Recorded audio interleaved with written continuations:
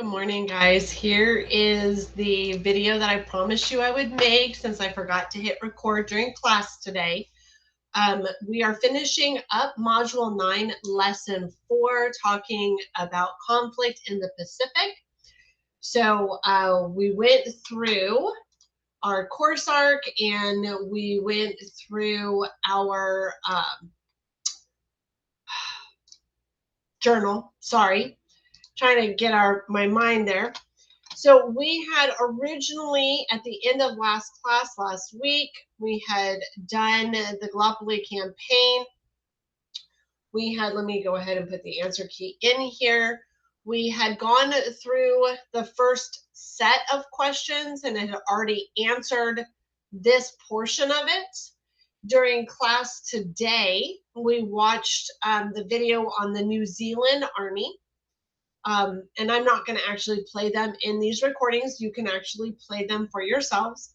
It says, who did New Zealand offer their military help to when World War I began, which is Great Britain. It makes sense because New Zealand is part of the Commonwealth.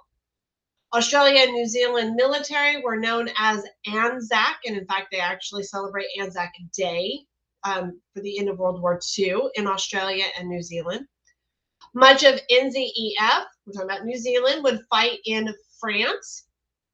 And which of the following two groups joined the NZEF? And that would be the Maori and the Pacific Islanders. And then following up, we talked about the Australian Army and where they fought and when they fought. You can watch that video on your own, even though we did watch it during class today.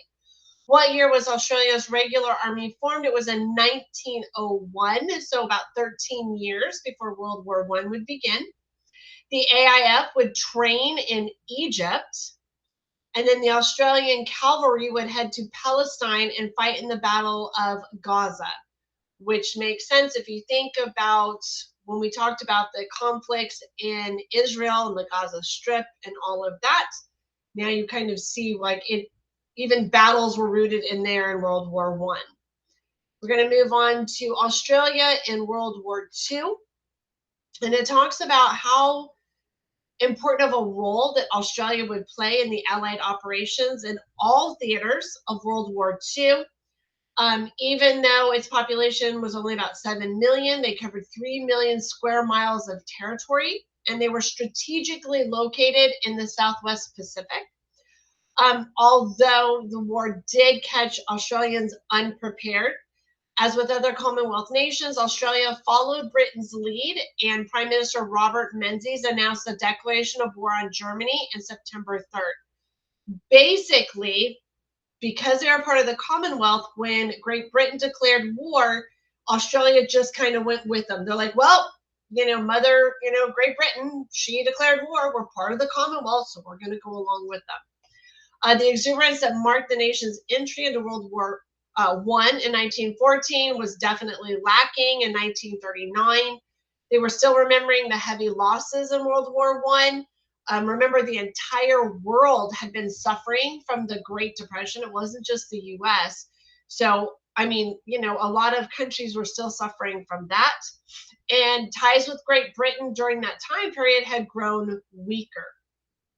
Initially, the nation's war effort was directed at supporting Britain in the European theater, but then after Japan entered into the war, bombed Pearl Harbor, opened up the Pacific theater, they became a principal Allied staging point in the Pacific.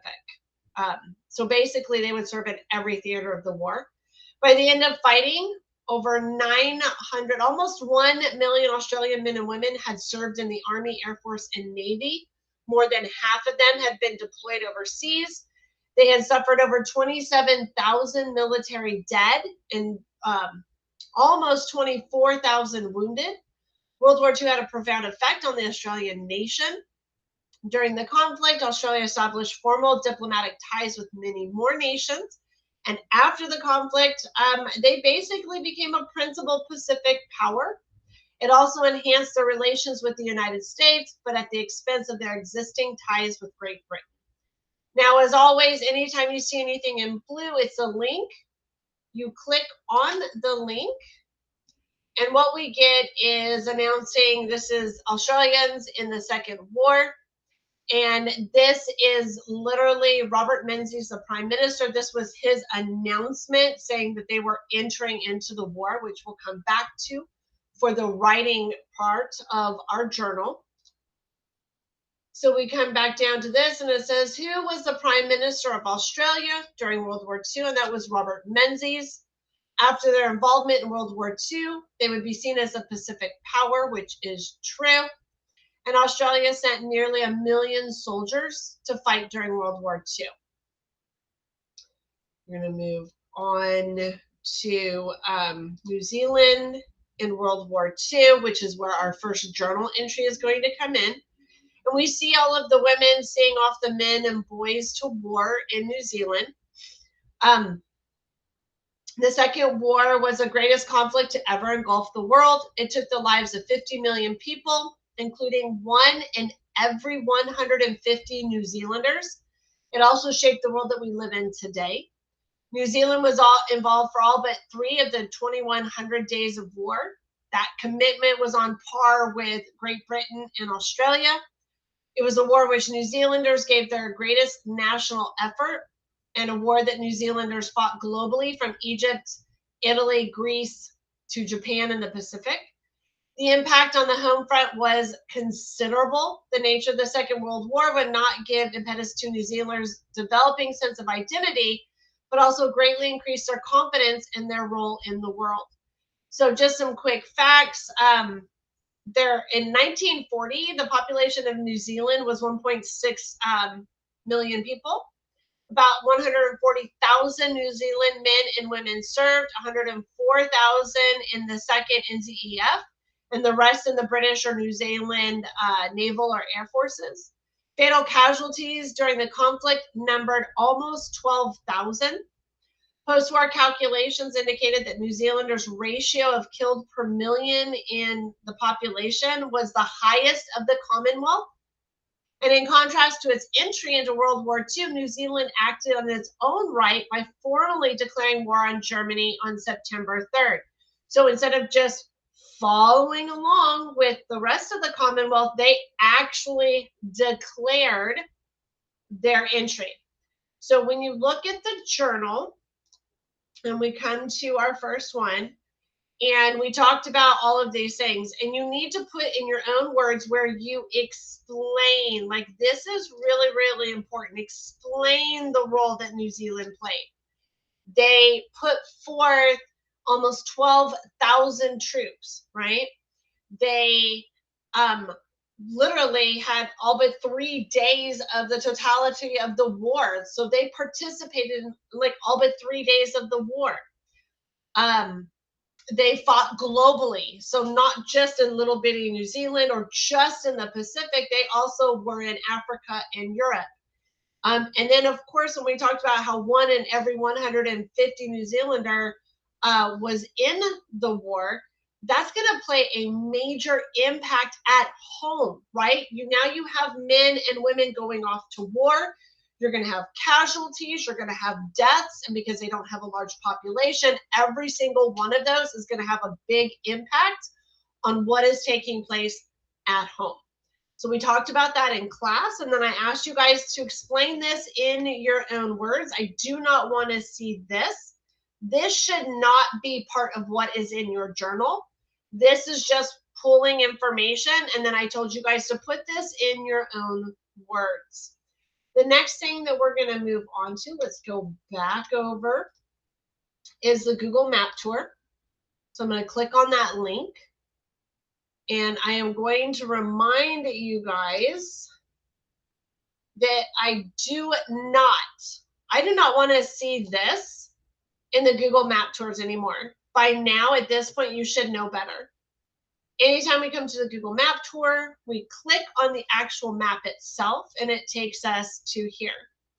We talked about the Suez Canal and how it was a strategic point that literally linked the Mediterranean to the Indian Ocean. So nobody had to go around Africa to get up there. They could go straight through. Great Britain controlled it, and it was a major, major strategic point, right? We talked about the Marshall Islands And this was a, I guess you would call this a turning point if you, well, not a turning point, but okay. This was given to Japan by Germany after World War I. That was their big defenses. We kind of bypassed it, did the Gilbert Islands, and then came back up and went after the Marshall Islands. So that would be a major strategic point because we're trying to knock out Japan's defenses. The next island on here was New Guinea. And basically, it was talking about the Battle of Coral Sea, which is in this area here. And this was the first naval engagement in history where the two fleets, us and the Japanese, literally never made visual contact with each other, but fought an entire battle against one another. The Midway Islands, this would be the turning point in World War II, where Japan would have to go on the defense instead of being on the offense, and it turned the tide for the US and her allies. And then the last island was the Gallipoli Peninsula, and that was World War I, and it was the largest amphibious landing in the history of wars up until World War II with D-Day, and when we would land on the beaches of Normandy. So when we came back to our Google Map tour, we talked about Suez Canal was built and functioning by the time World War II began, which allowed for faster access to the Mediterranean Sea by Australia and New Zealand. Japan received the Marshall Islands from Germany after World War I and had fortified them for defense in the Central Pacific. The Battle of Coral Sea was the first naval battle in history where the two opposing sides never made visual contact during the engagement. The Battle of Midway was a turning point in the Pacific theater for the United States and Allied forces. In World War I, the Battle of Gallipoli was the largest water landing in history until World War II. And then, what do they all have in common? All of these places deal with major strategic points for the Allied countries during World War I and World War II. So we got through those. That's what we came up with during class. And then we had our matching, right? So British fought to protect this shortcut. Well, the only shortcut is the Suez Canal. Owned by Japan, had been given to them by Germany. That would be the Marshall Islands. Site of a major battle between the Japanese and the US to keep them from landing in Port Moresby, which is New Guinea. Battle of Coral Sea. The Midway is the one that turned the tide, and then Gallipoli was the largest amphibious landing prior to World War II. We're going to move on to our writing activity. All right, so I read this to you guys in class. Fellow Australians, it is my melancholy duty to inform you officially that in consequence of the persistence of Germany in her invasion of Poland, Great Britain has declared war upon her, and that as a result, Australia is also at war. Australia was part of the British Commonwealth. No harder task can fall to the lot of a democratic leader than to make such an announcement.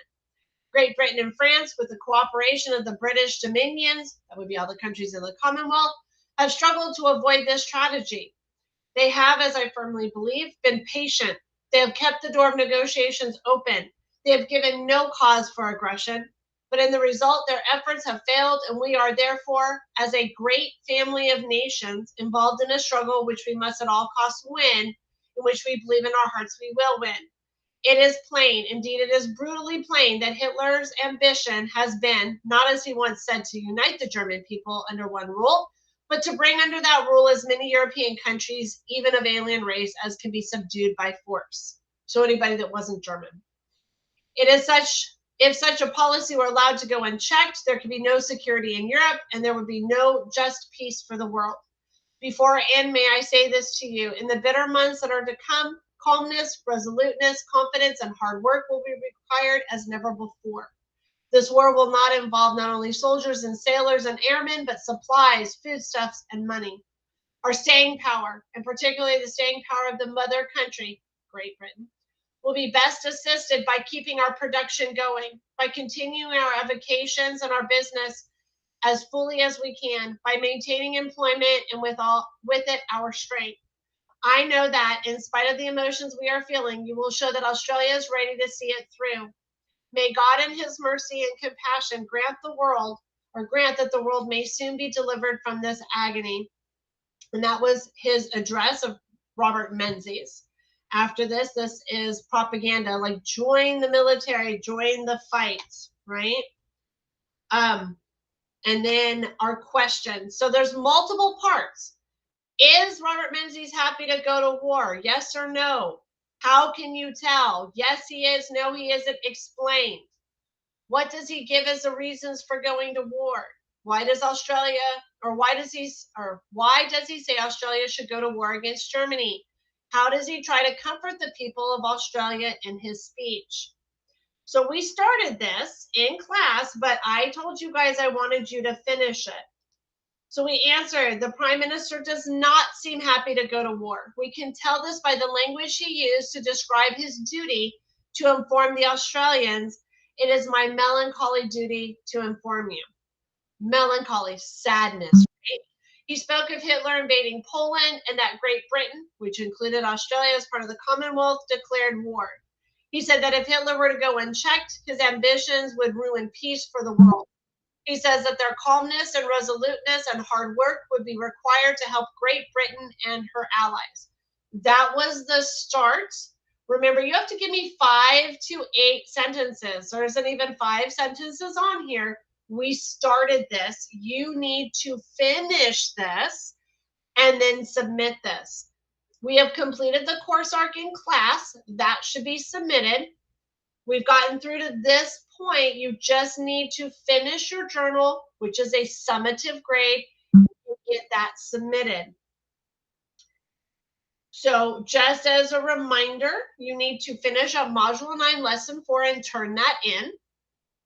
Module 9, Lesson 3 closes on Wednesday, so make sure you get that in. There's a formative in the course arc, a summative in the journal.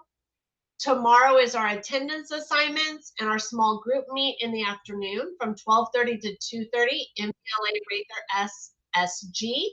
Yes, I will send a remind text. Yes, there will be an announcement. As soon as this video finishes its whole buffering, I will get it loaded into our weekly agenda for today, Monday, so that you can have this to look back at. And that is it, I think, for this really fast video. I apologize for not recording when we were in class, but I wanted to get something up there for you. And I will either see you tomorrow afternoon in small group, or I will see you Wednesday morning for class. Bye, everybody.